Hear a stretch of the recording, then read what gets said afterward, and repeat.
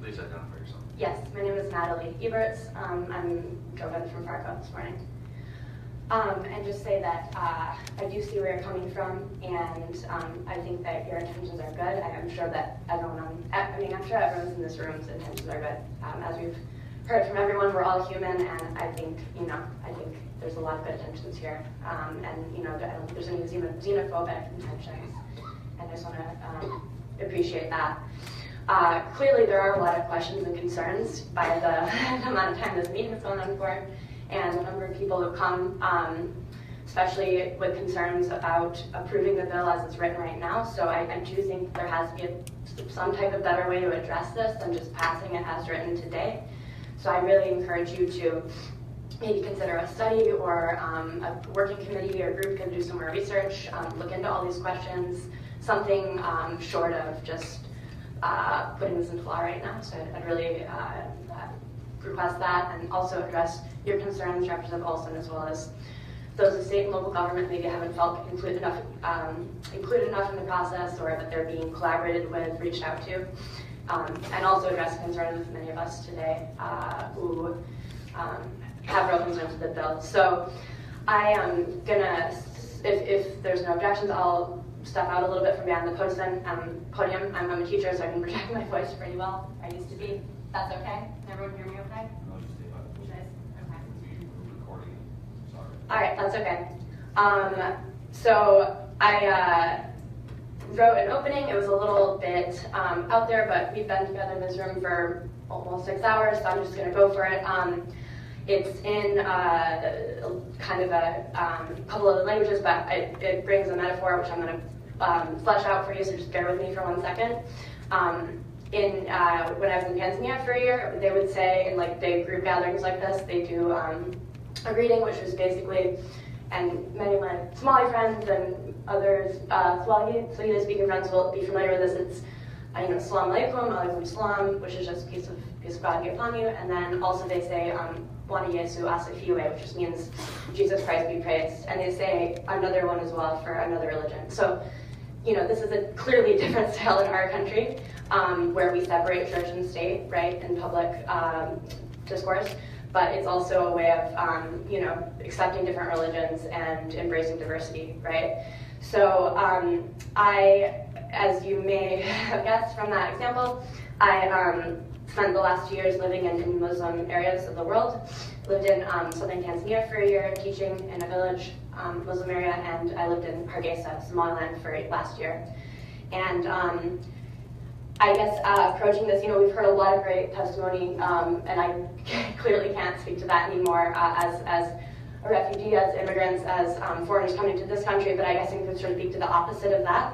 So I know what it's like to feel not, fleeing any type of persecution, clearly coming from a very privileged, wealthy country, right? But I do know what it feels like to live as a foreigner in another country, and I have just been, people have been so warm and welcoming to me in so many ways, like gone out of their way to help me.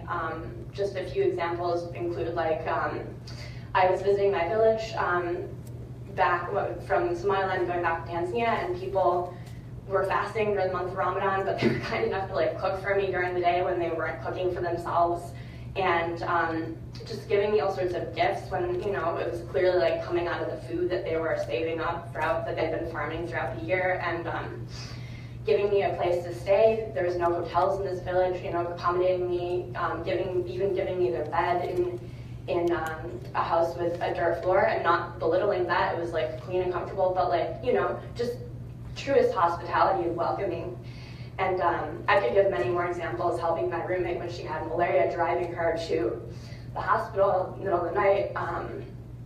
So I just think if people can do so much, with so little, for someone like me,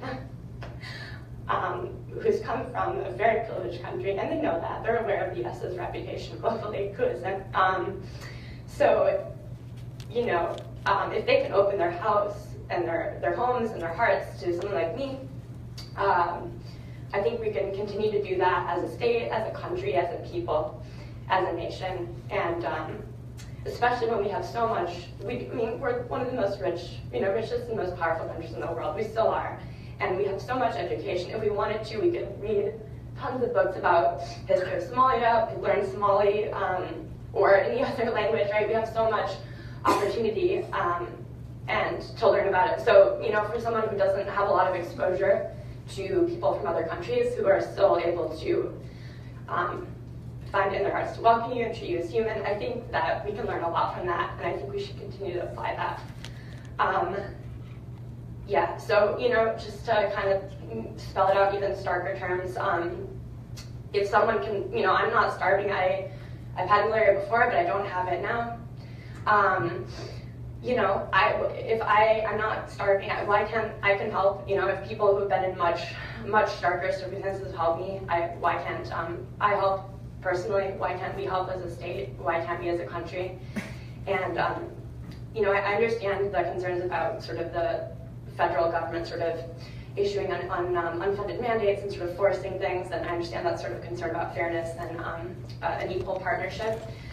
But I think that, you know, there is that's part of who we are as a country, you know. If there's a will, there's a way, resourcefulness, creativity, right? I think there is a way to find a solution to this that doesn't involve blocking people and restricting immigration. And I think if we, you know, work together, all of us work with the existing social service agencies, I think we can find a better solution. And I encourage us to do that, not sort of pass this in any haste, but to address all of these concerns in a truly collaborative manner.